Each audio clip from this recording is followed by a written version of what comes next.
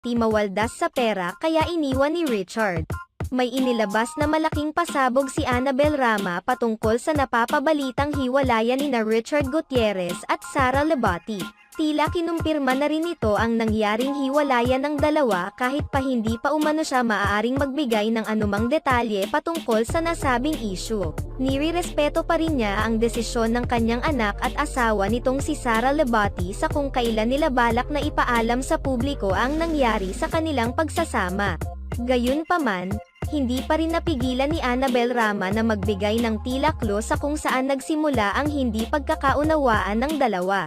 Tila hindi na napigilan ni Annabel Rama na magkomento pa lalo na't kumalat noon ang mga larawan ni Richard Gutierrez kasama ang isang aktres na si Kazel Kinuchi. Bagamat pinabulaanan na ni Kazel ang kanyang pagkakalink kay Richard Gutierrez, tila paraan na rin ito ni Annabel para linisin ang pangalan ng kanyang